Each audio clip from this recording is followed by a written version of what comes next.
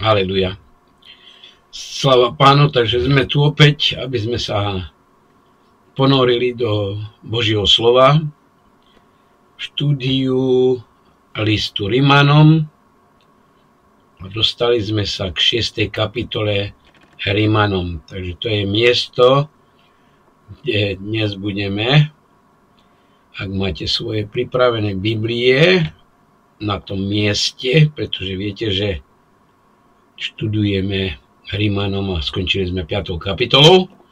Takže ideme ďalej do 6. kapitoly. Prečítam prvých 14 veršov zo 6. kapitoly listu Rimanom, počnúť s veršom 1. Pavol píše: Nuž, čo tedy povieme? Či zostaneme v hriechu, aby sa rozmnožila milosť? Nech sa nestane. Lebo veď, ktorí sme zomreli hriechu, ako budeme ešte žiť v ňom? Lebo či neviete, že všetci, ktorí sme pokrstení v Kriste Ježiša, pokrstení sme v jeho smrť, pohrobení sme tedy s ním skrze krst smrť, aby sme ako Kristus stal z mŕtvych slavou Otcovou, tak aj my chodili v novote života. Lebo ak sme sa stali spolu zrastlými podobnosťou jeho smrti, ale takými aj podobnosťou vzkriesenia budeme vedieť to, že náš starý človek je spolu ukrižovaný, aby bolo zmarené telo hriechu čo do svojej pôsobnosti, aby sme viacej neslúžili hriechu. Lebo ten, kto zomrel, je už ospravedlnený od hriechu. Ale ak sme zomreli s Kristom, veríme, že budeme s ním aj spolu žiť. Vediac, že Kristus stanúc z mŕtvych už viacej nezomiera. Smrť viacej nepanuje nad ním. Lebo čo zomrel, hriechu zomrel raz navždy, a čo žije, žije Bohu.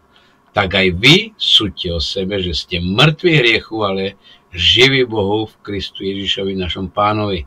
Nech tedy nekráľuje hriech vo vašom smrteľnom tele, aby ste ho poslúchali, totiž hriech v jeho, to jest tela žiadostiach. Ani nevydávajte svojich údov za nástroje nepravosti, ale sa oddajte Bohu ako živý z mŕtvych a svoje údy za nástroje spravodlivosti Bohu, lebo hriech nebude panovať nad vami, pretože nie ste pod zákonom, ale pod milosťou. Takže pre vašu pozornosť na chvíľu Pavol končí kapitolu 5, ak ste tu boli minulé, ak ste sledovali predchádzajúce videá, s vyhlásením, že kde sa rozhojňuje hriech, tam sa ešte viac rozhojňuje milosť. A to, čo tam povedal v 5. kapitole, bolo, že bez ohľadu na úroveň nášho hriechu alebo hĺbke, že Božia milosť je ešte väčšia a on môže odpustiť každý z našich hriechov. Takže odpoveď pre niektorých, ktorí nechápali, že jak to je s tým hrešením a odpúšťaním hriechov, alebo že Boh nepočíta hriechy, to je tým, že vlastne, ako tu nám hovorí ďalej, my sa stávame úplne iným, novým stvorením. Čiže už nebudeme mať túžbu hrešiť. Tak ako som spomenul minule, vlastne nie je to v kázaní, lebo nebolo to nahrané, ale spomenul som, predstav si, že tvoj partner ti povie, že ti dáva úplnú slobodu. Hej, manžel, manželka ti povie, že dávam ti úplnú slobodu a vôbec môžeš urobiť akýkoľvek hriech, ja ti ho nebudem počítať. Tak to neznamená, že hneď poletíš a idem za prvým chlapom alebo za prvou ženou, lebo moja žena alebo môj manžel mi nebude počítať tento hriech. Nebude to brať takto. Je to úplne zle pochopené. Pokiaľ miluješ toho partnera, tak to je posledná vec, na čo myslíš, aby si ho takto sklamal, podviedol. Hoci by ti aj dokázal odpustiť. Takže zabudni na to. Keď si nové stvorenie, dnes sa dozvieme, ako máme žiť.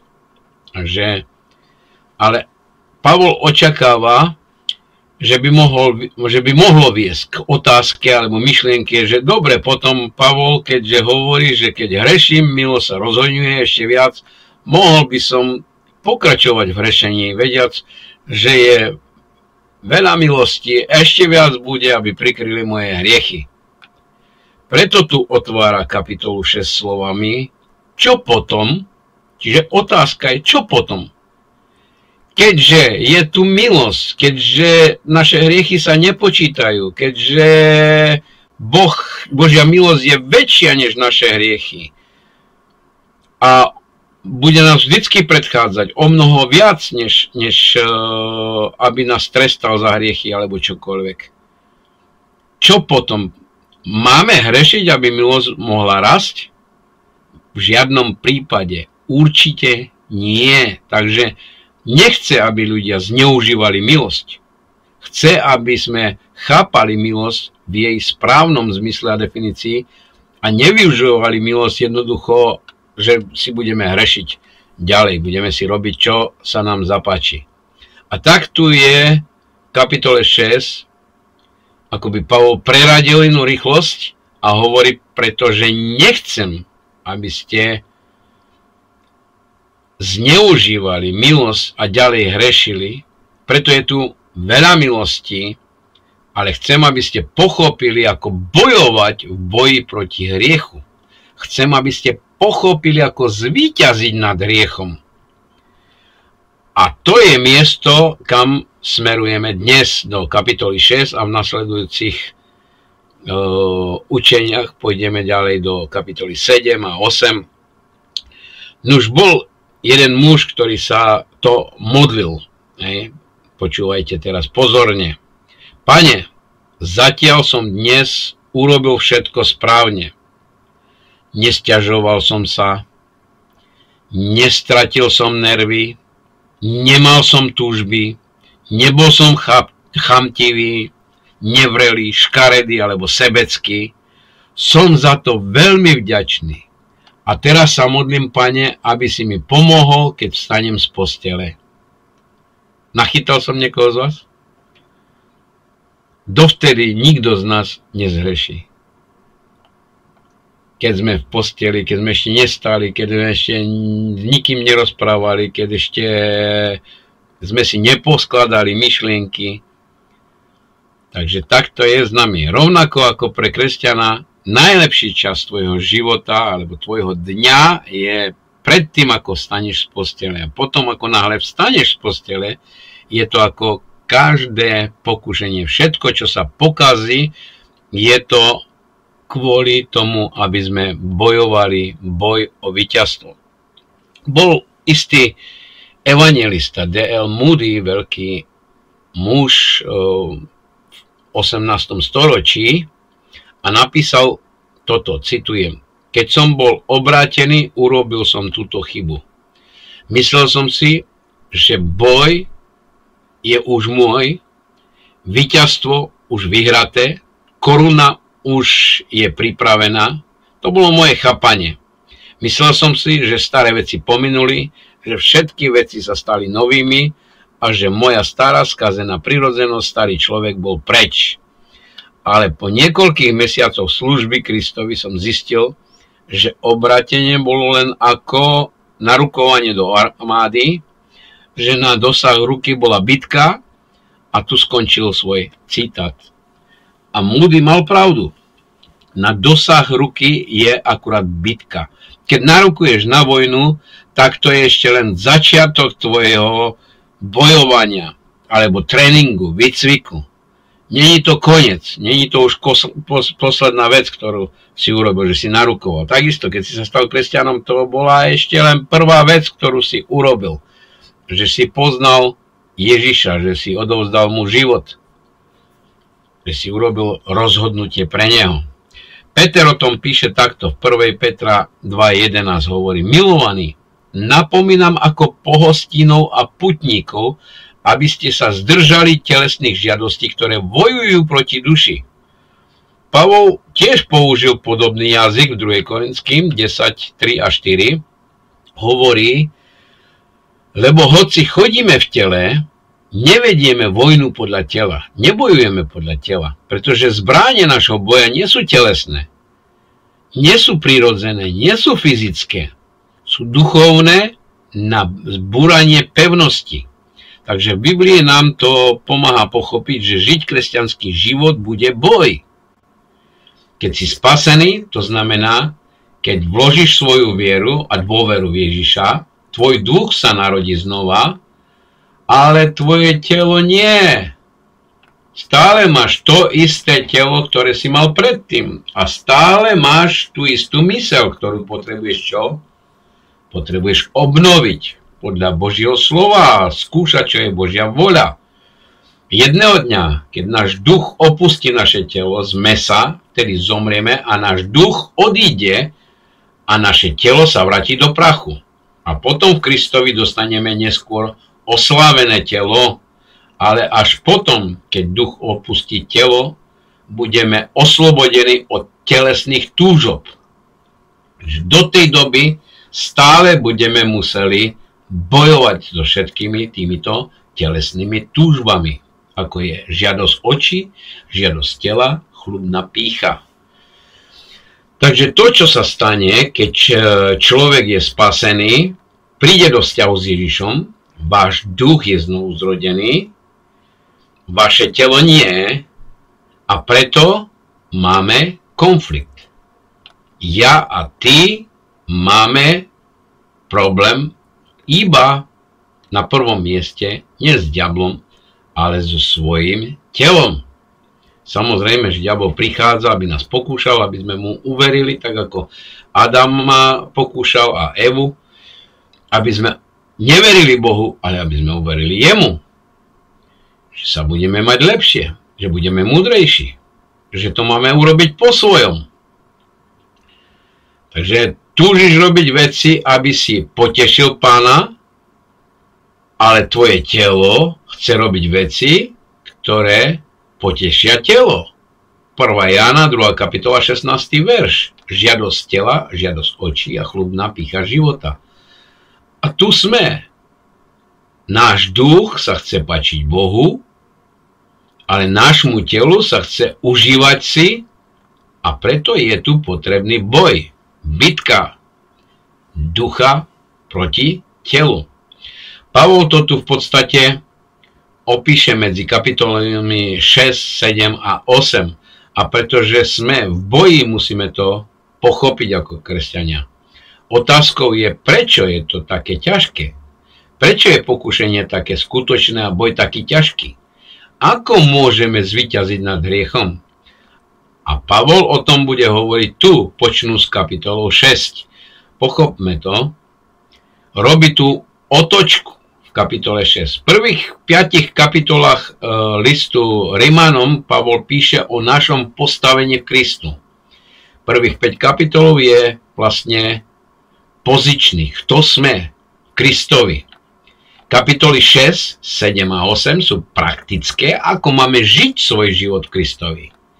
Pavol v 5 kapitolách, ktoré sme už vlastne prešli, keď hovorí o našom postavení v Kristovi, používa slovo odôvodnené alebo ospravedlnené. Niekoľkokrát to opakuje v 5 kapitolách. Je to právny pojem. Definovali sme ho už predtým, ale pre tých z vás, ktorí sú nováčikmi, alebo sú tu prvýkrát pri našom štúdiu Rimanom, ospravedlnenie v podstate znamená toto, že sme boli formálne oslobodení Bohom. Čím sme boli formálne oslobodení, vyhlasení, Boh vyhlasuje hriešníka za spravodlivého kvôli jeho viere v Krista.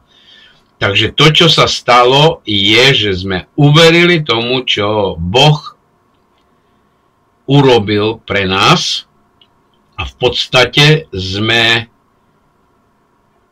prišli k Bohu skrze Ježiša Krista, skrze to, čo Ježiš urobil na kríži, a Boh nás kvôli tomu vyhlásil za spravodlivých. Nie kvôli tomu, čo by sme my robili alebo nerobili. Takže sme vinní pred Bohom. Sme vravili, všetci zrešili, všetci sme vinní. Všetci kvôli našej viere a dôvere v Krista Boh nás oslobodzuje všetkých a vidí nás ako spravodlivých skrze svojho syna Ježiša Krista. A to je jednoduchý spôsob, ako si spomenúť na to, že pokiaľ ide o Boha, keď vidí nás v spravodlivosti svojho syna, je to, akoby som ja a ty nikdy nezhrešil. Tak to nás vidí Boh. Ako keby sme ty a ja nikdy nezhrešili. To je tá nová podstata človeka.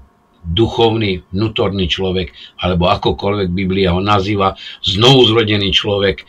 Boh jednoducho nepozerá na toho človeka, ako by kedykoľvek bol zhrešil.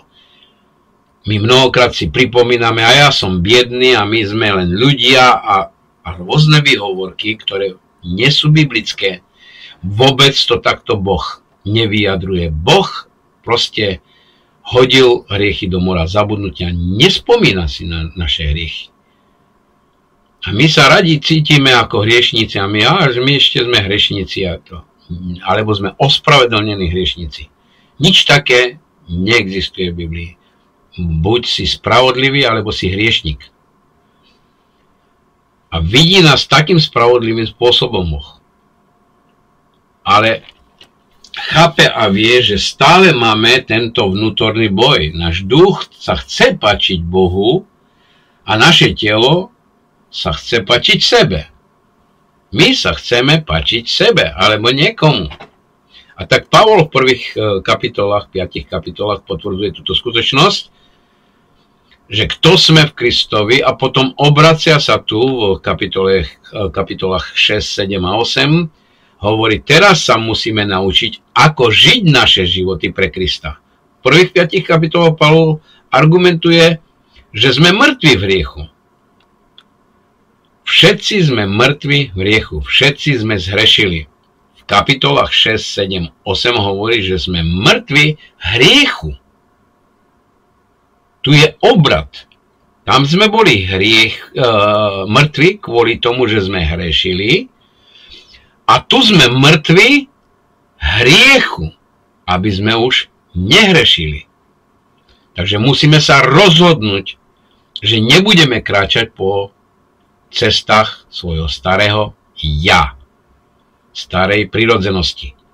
Teraz v pasáži, ktorú som s vami otvoril, čo sme čítali, prvých 14 veršov zo 6. kapitoly, Pavol v prvých 14 veršoch používa slova zomrel, mŕtvý alebo smrť.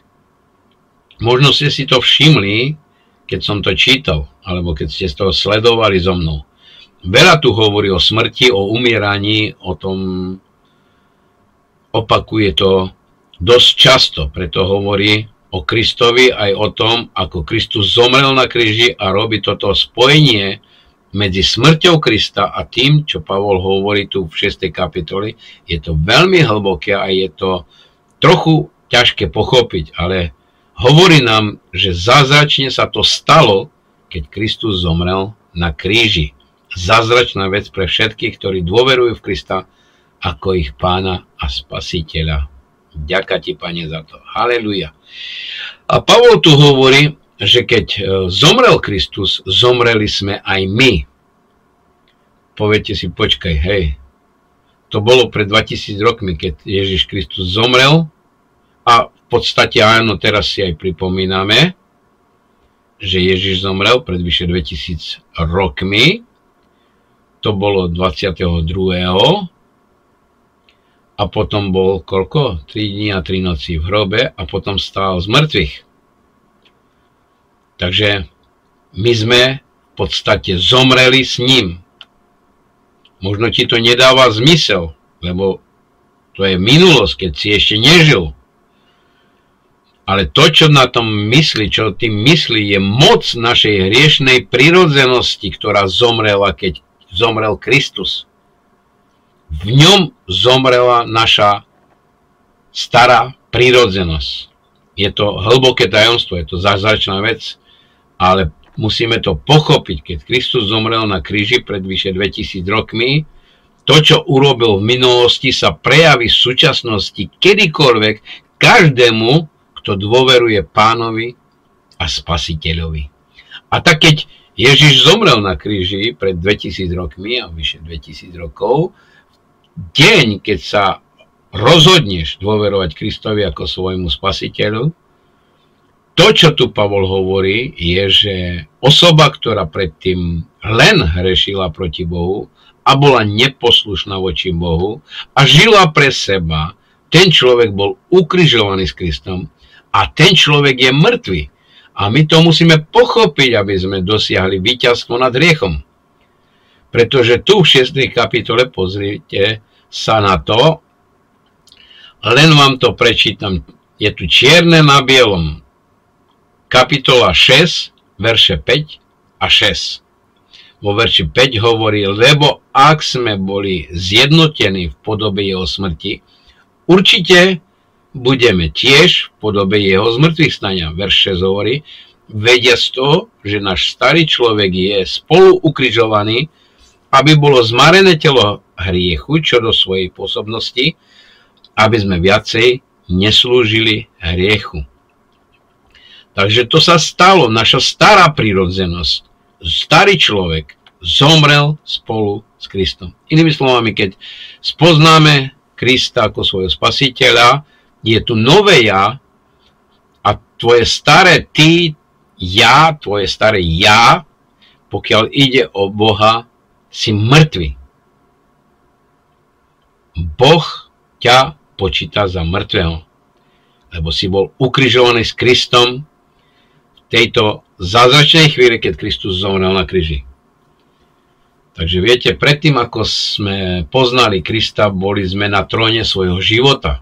My sme rozhodovali, čo budeme robiť.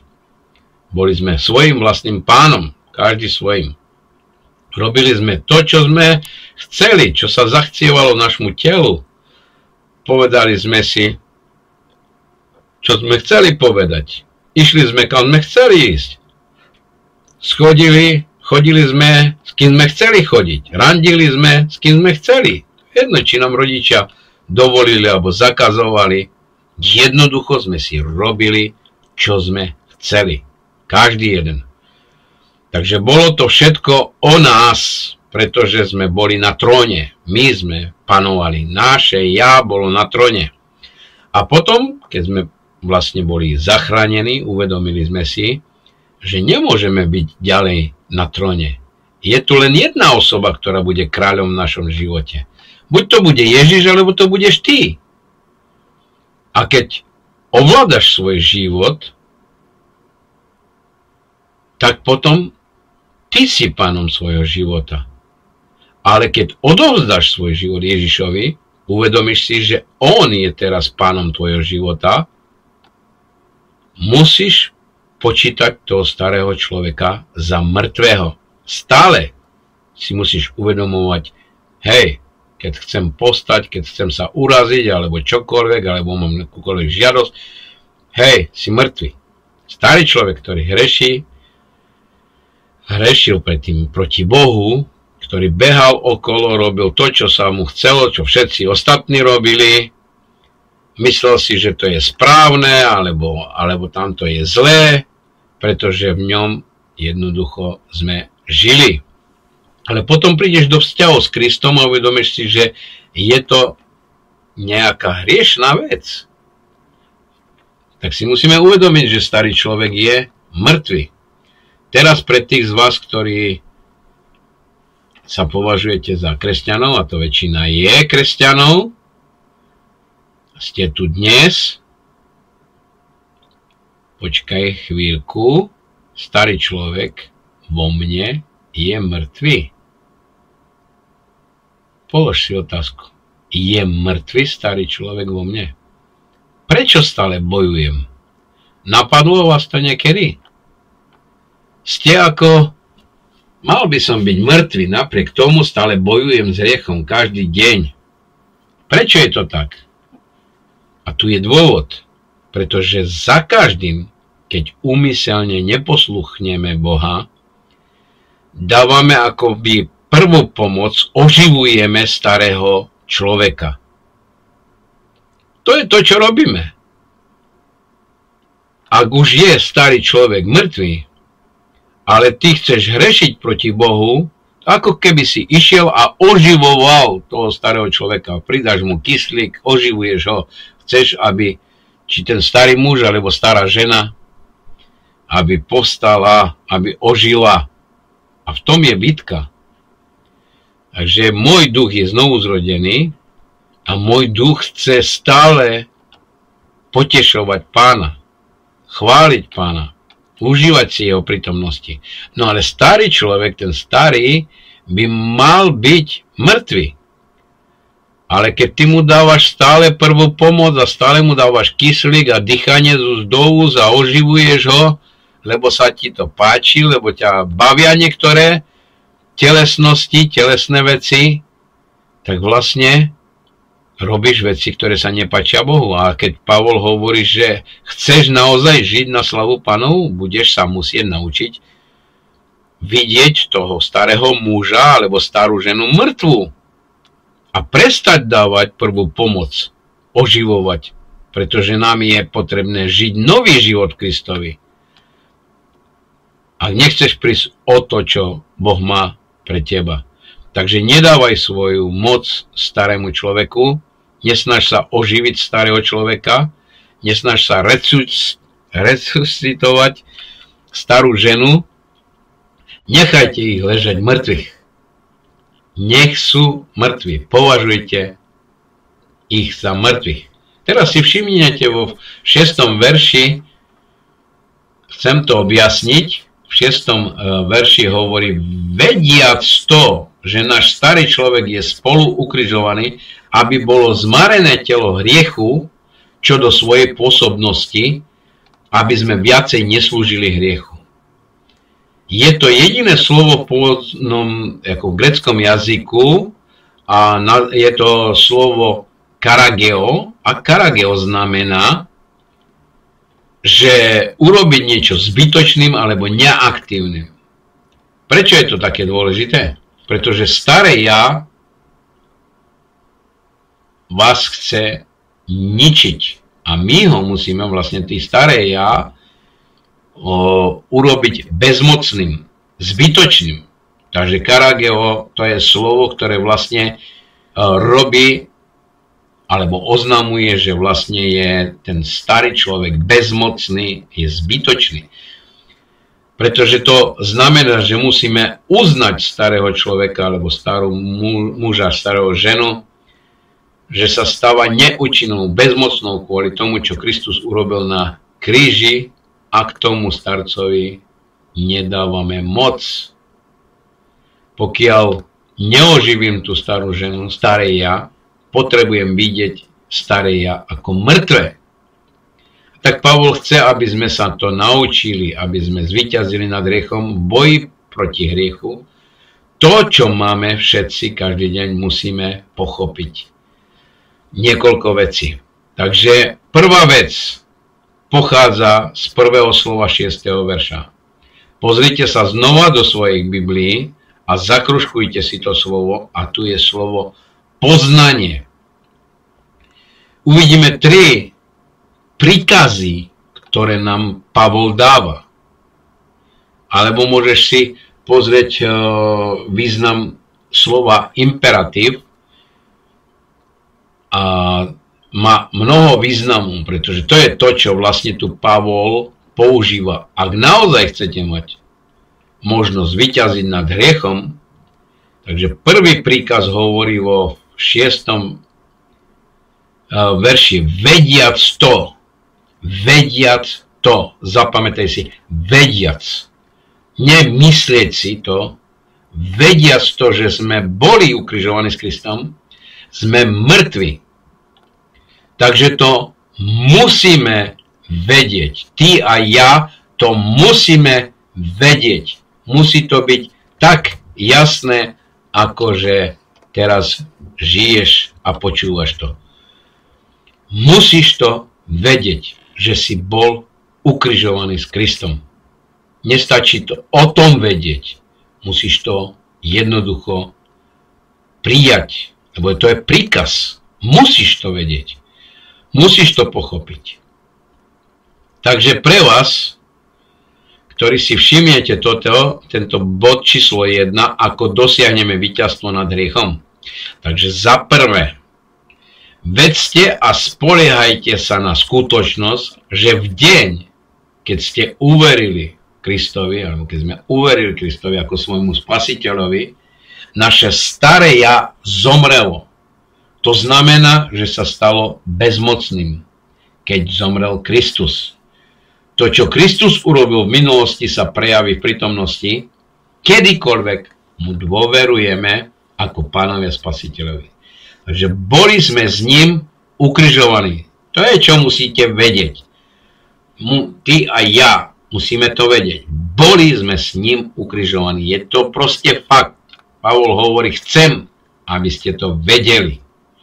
Takže bude to dlhá cesta, ktorá vám pomôže bojovať v boji proti hriechu. Pavol by to takto povedal v liste Galatianom 2.20. Len počúvajte. Hovorí, že som bol ukrižovaný s Kristom. Hovorí, že už nežijem ja, ale Kristus žije vo mne. A život, ktorý teraz žijem v tele, žijem vierou v Božieho Syna, ktorý ma miloval a dal seba samého za mňa. Takže toto musí robiť rozdiel u každého pravého kresťana. Pavol hovorí, bol som ukrižovaný s Kristom. Tam v liste Galatianom 2. Potom tu v Rímanom 6. kapitoli, že to musíme vedieť. Grécke slovo je gnosko. Musíme to brať ako fakt, pretože je to dôležité, aby nám to pomohlo bojovať dobrý boj s hriechom. Teraz počúvajte, prosím všetci.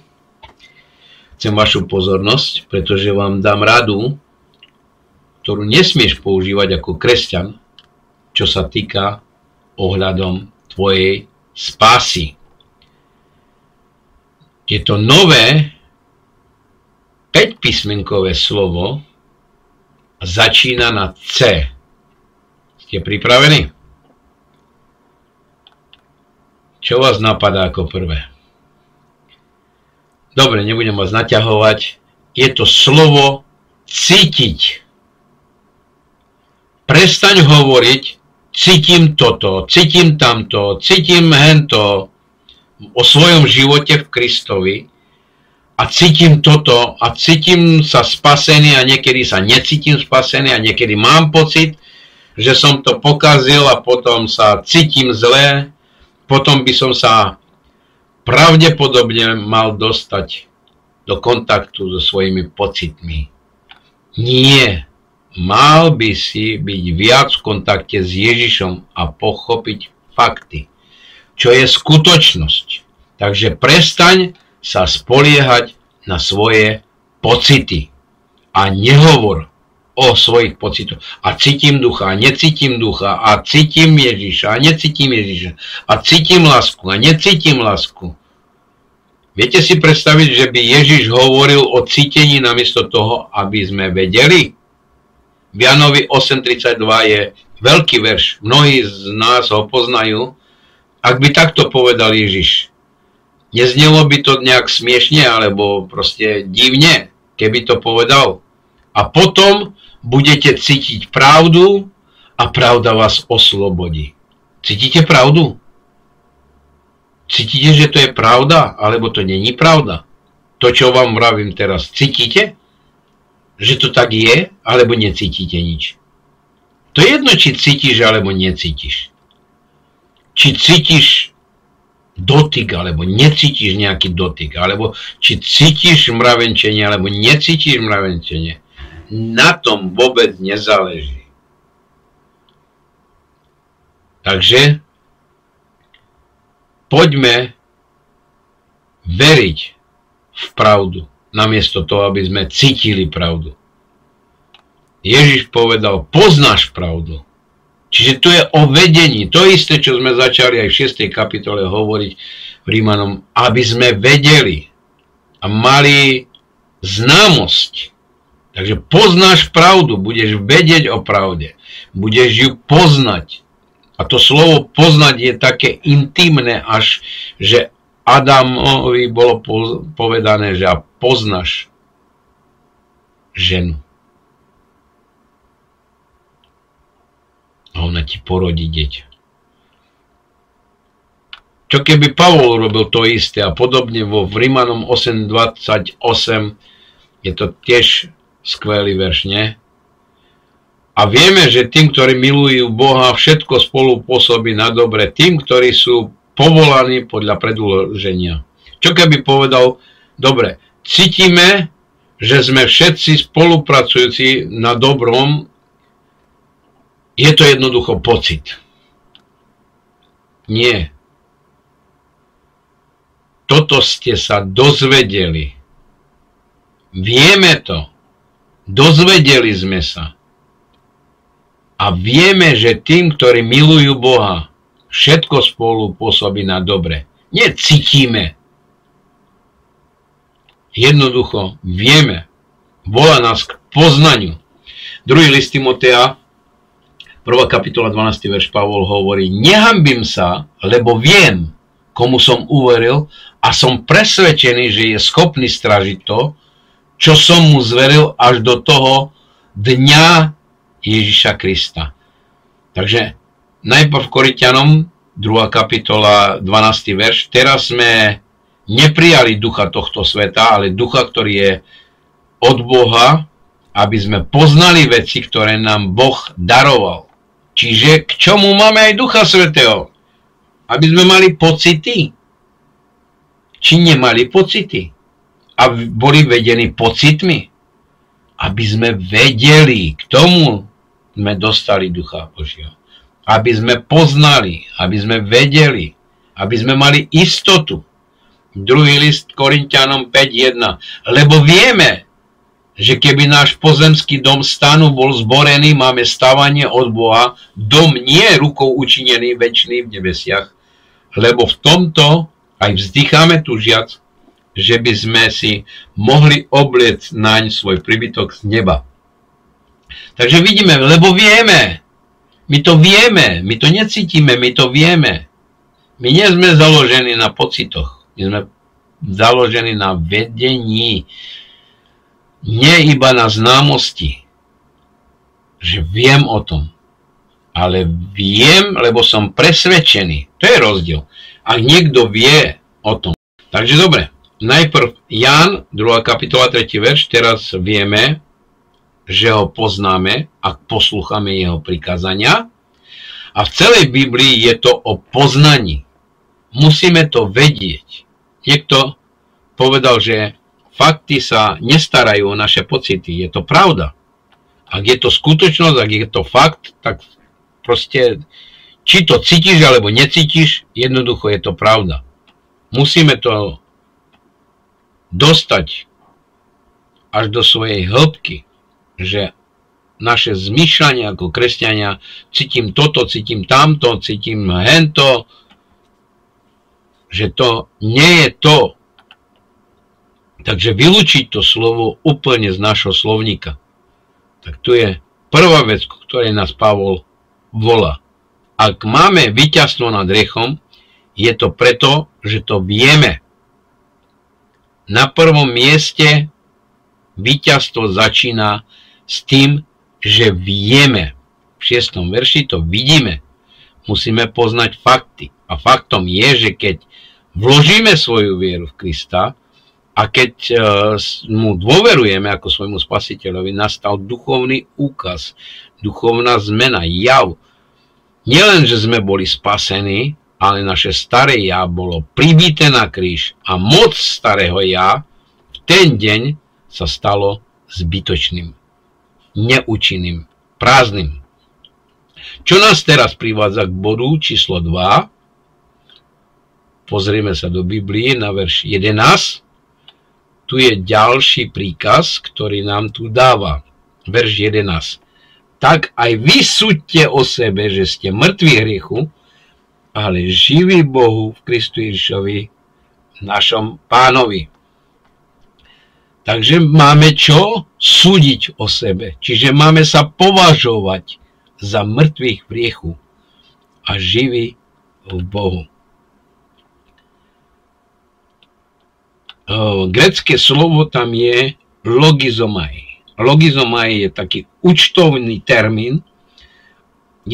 Znamená to počítať, uzatvárať, číslovať alebo robiť inventúru. Takže Pavol tu hovorí, počúvajte, keď viete, že vaše staré ja bolo pribité na kríž s Kristom, to je dôležité. Začína to tam. Musíte to poznať ako fakt. Hovorí, ale potom chcem, aby ste to urobili a používa tento účtovný termín, slovo logizomai. Chcem, aby ste to vypočítali, to číslo je 2. Chcem, aby ste dospeli k záveru, že ste naozaj mŕtvi hriechu, ale živí Kristovi. Že uzavrieme to. Ako musíme získať toto myslenie? Je tu dôvod, prečo je to veľmi kritické. Bod zlomu. Keď sa pozrieme na celú Bibliu a najmä na to, že to začalo v záhrade Eden, uvidíme tento spoločný vzor. Boh vyhlasuje a potom príde Satan a zaprie. A potom sa musíme rozhodnúť, komu budeme veriť. A keď sa pozriete späť na tragický príbeh z rajskej záhrady, Boh vyhlásil, povedal, najprv Adamovi, sám od seba, ešte predtým, ako bola sformovaná Eva a Boh povedal, si slobodný. Môžeš jesť z ktoréhokoľvek z týchto stromov v záhrade. Naposledy sme hovorili o tom, ako Boh dal Adamovi dar slobodnej vôle, pretože hovorí, že môžeš jesť z ktoréhokoľvek z týchto stromov, ale v strede záhrady je jeden strom poznania dobra a zla. Z toho stromu nemôžeš jesť, pretože v deň, keď ho budeš jesť, určite zomrieš. A Satan prichádza a popiera to.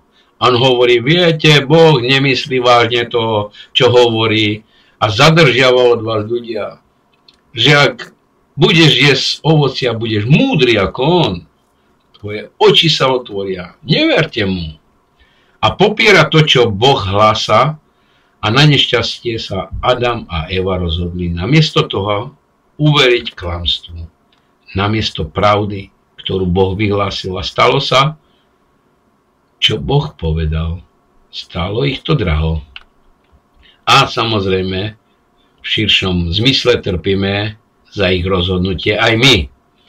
A keď nasledujeme Krista, musíme sa rozhodnúť, že to, čo Boh vyhlasuje, je správne a dobre a potom sa rozhodnem, že môj život je mŕtvý, staré ja je mŕtve a som živý v Kristovi. Budem veriť tomu, čo hovorí Boh. A nebudem sa zaoberať tým, čo hovorí Satan, pretože Satan popiera všetko, čo Boh hovorí. A musím sa rozhodnúť, že budem dôverovať tomu, čo hovorí Boh a budem žiť nový život pre Neho. Pretože tu Pavol hovorí, chcem, aby ste to uzavreli. Chcem, aby ste urobili takú inventúru, chcem, aby ste to spočítali. Boh vyhlásil, že moc starého ja je mŕtve a my sa potom musíme rozhodnúť, skutočne, že sme mŕtvi hriechu, ale živí Kristovi. Nemôžeme to len vedieť, musíme to aj žiť. V skutočnosti, tak ako Pavol hovorí o smrti v týchto kapitolách, hovorí aj o živote. Pavol zdôrazňuje, že kresťanský život nie je len o umieraní starému ja, ale ide o to, aby sme pokračovali v živote, žiť nový život v Kristovi.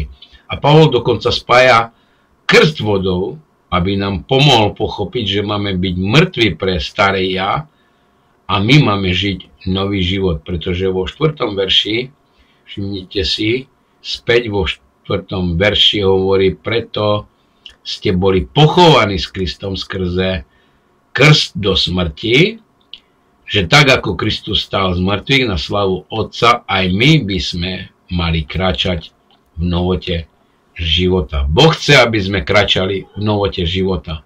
A Pavol hovorí, že to je to, čo krst vodou dokonca symbolizuje, pretože keď je človek pokrstený vo vode, ide pod vodu, stotožňuje sa so smrťou a pohrebom s Ježišom a človek, ktorý je pokrstený, ponorený, hovorí, som pre toho starého človeka mŕtvy. Môj život, ktorý som žil pred Kristom, umieram tomuto starému životu. Vyjdeš z vody a tak ako Kristus stál z mŕtvych, hovoríš, a budem žiť nový život na slávu Božiu. Budem kráčať v novosti života, pretože Kristus je teraz môj spasiteľ a chcem sa páčiť jemu a ja chcem žiť nový život na jeho slavu.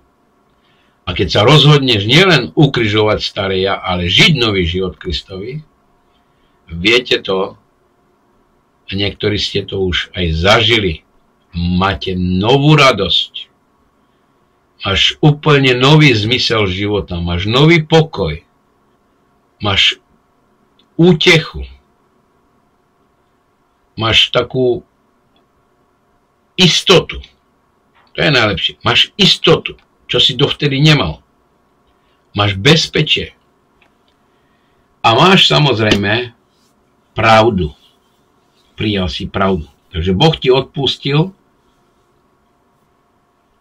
kvôli tomu, tebe a mne, čo Ježiš Kristus urobil pre nás. A Pavol hovorí, chcem, aby ste s tým počítali. Chcem, aby ste zvážili, vypočítali to, urobili inventúru, videli, čo pre nás Boh urobil. Zomrieť starému ja a žiť nový život na Božiu slávu. Preto Pavol v 2. Korinským 5.17 povedal, že ak je niekto v Kristovi, je nové stvorenie. Staré je preč, alebo pominulo a hľa všetky veci sú stvorené nové. Takže staré veci pominuli.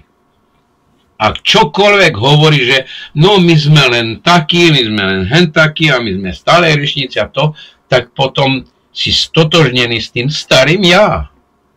A ja sa necítim, a ja cítim to, a ja necítim tamto, tak si stále stotožnený so starým ja. Nežiješ život, ktorý má usmrcovať starého ja a žiť v novote života. Takže vedzte, že tá skutočnosť, že sme mŕtvi, že sme ukrižovaní s ním, naše staré ja bolo ukrižované a pochované. Takže starý človek je bezmocný. Nedávaj mu život, nedávaj mu umelé dýchanie, neoživuj ho. A potom musíme vlastne žiť, samozrejme, nový život, ktorý nám dal. A tu je posledný bod. Ak sa pozrieme do veršu 12. a 14. Posledný bod vo 12. verši hovorí, preto nedovoľte, to je príkaz, nedovoľ, aby hriech vládol vo vašom smrteľnom tele. Neoživuj starého človeka. Že by ste mali poslúchať jeho žiadosti, nedávať mu údy ako nástroje nespravedlnosti, nehrešiť, ale predstaviť sa Bohu ako živý z mŕtvych a vaše údy ako nástroje spravodlivosti voči Bohu. Lebo hriech nebude nad vami panovať, lebo nie ste pod zákonom, ale pod milosťou. Takže prečítam ešte raz, že my už nemáme dovoliť, aby ten hriech znovu panoval, vládol v našom smrteľnom živote. Aby sme ho poslúchali v žiadostiach. Nedávali mu svoje údy. Čiže my tu máme boj a naše rozhodnutie veľmi veľa ukazuje, ako komu sa chceme páčiť. Či sa chceme páčiť telu a tým dávame hriech do popredia, alebo sa chceme páčiť Bohu a naše hriešné prirodzenosť je mŕtva. Takže nedovol, aby hriech ovládal spôsob, akým žiješ. Nepoddávaj sa hriešným túžbám. Je to boj, ale je tu víťazstvo. Nedovol, aby žiadna časť tvojho tela sa stala nástrojom zla, aby slúžila hriechu. Namiesto toho sa úplne odovzdaj Bohu, lebo sme boli mŕtvi a teraz máme nový život. Takže používame celé svoje telo ako nástroj na robenie toho, čo je správne a na Božiu slávu. Bod číslo 3. Posledný bod je: nenechajte ovládnuť hriech, aby hriech panoval nad nami, ale namiesto toho odovzdajme každú časť tela úplne Bohu. Takže vidíte, ľudia, toto je rozhodnutie, ktoré musíme urobiť všetci. Čo alebo kto urobí, ten bude za to zodpovedný. Takže buďme zodpovední. Čo alebo kto bude mať na starosti? Kto bude vládnuť v našom živote? Vládne hriech? Alebo v mojom živote zavládne Boží duch? Je to len na rozhodnutí. Kto bude mať starosti? Buď to bude Ježiš a bude to správne, alebo sa pokúsime prevziať zodpovednosť za naše životy a nedopadne to pre nás dobre. Je to taký zdvojený život myslieť si, že môžem byť nasledovníkom Krista a stále byť pánom svojho života. Žiť kresťanský život je boj a boj je neustály, nekončiaci, až pokiaľ nevydýchneš posledný krát. Nevzdávaj boj. Musíme si zvyknúť na to, až kým nezomrieme. Tak to bude až do našho posledného vydýchnutia alebo do príchodu nášho pána a do vytrženia. Takže zvyknime si na to. Nedovolte, aby démoni alebo staré ja prevzali kontrolu. Musíme bojovať dobrý boj viery. Musíme vedieť, poznať skutočnosť, fakt. Neriadiť sa svojimi pocitmi. Keď Kristus zomrel na kríži a ty príjmeš Krista ako svojho pána, spasiteľa, tvoj starec, tvoja stará baba, ktorá ukrižovaná bola s ním, už nemá žiadnu moc. Takže považuj svoj život za mŕtvy. Počítaj s tým. Všetko musíš mať zrátané, spočítané. A musíš pochopiť, že si nový človek v Kristu Ježišovi a potom kráčať v tomto novote života. To je život, ktorý vlastne oslavuje Boha. Sme povolaní žiť život, ktorý je na slavu Božiu. Nie našu, neslavu nejakú inú, neoslavovať človeka, zvieratá alebo čokoľvek, ale oslavovať Boha. Pavol tu hovorí, a dovolte mi povedať vám, čo je dobrou pomocou, aby ste boli motivovaní žiť svätý život. V 14. verši. Lebo nie ste pod zákonom, ale pod milosťou. To je posledná časť verša 14. Nie ste pod zákonom, ale pod milosťou. Je lepšie byť pod milosťou a boj proti hriechu, ako byť pod zákonom? Poviem vám ako. Pretože zákon je vonkajším motivátorom pravidiel, čiže zákon nás motivuje, aby sme robili nejaké pravidlá, dodržiavali pravidlá, kdežto milosť nás vnútorne motivuje ku vzťahu. Aby sme žili vo vzťahu. Komu by sa páčilo, keby ten druhý nemal čas na vás, lebo by tak dodržiaval pravidlá, že by jednoducho zabudol, či ste tam, alebo nie ste tam, ale stále by dodržával pravidla. Alebo podľa milosti, že by sa staral o vzťah na prvom mieste. Aby mu záležalo na vzťahu. Takže vieme všetci, môžeme byť dobrými kresťanmi, ak budeme dodržiavať pravidla. Ale to není motivátor pre nás.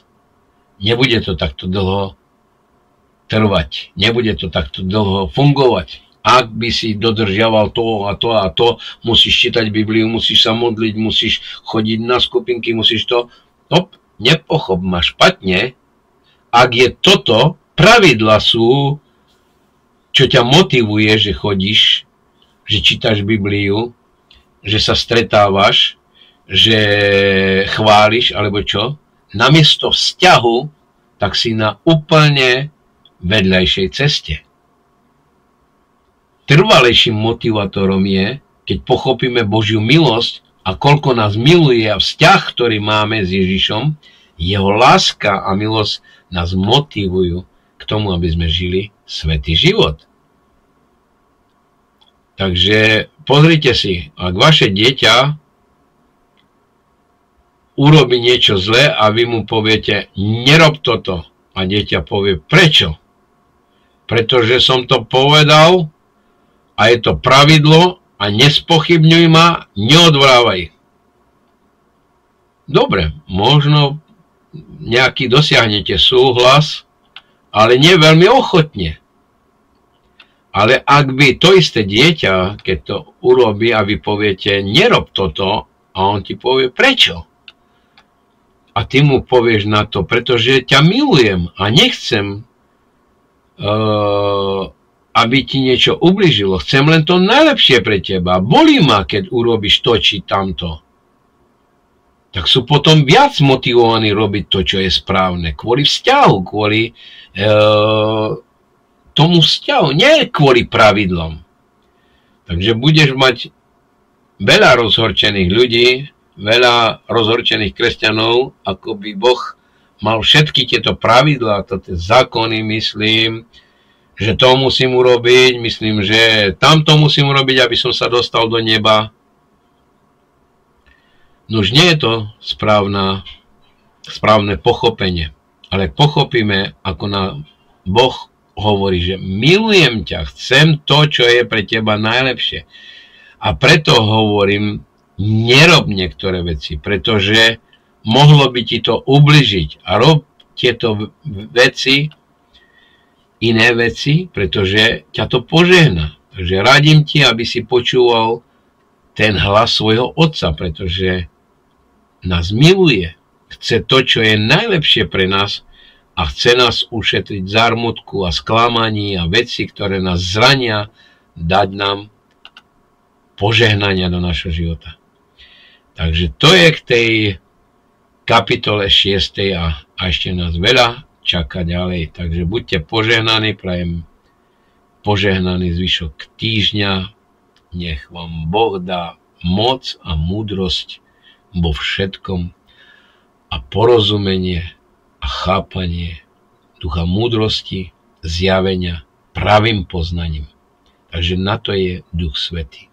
Duch múdrosti, duch zjavenia pravým poznaním. Poznáte pravdu a pravda vás vyslobodí. Prajem požehnanú dobrú noc. Amen.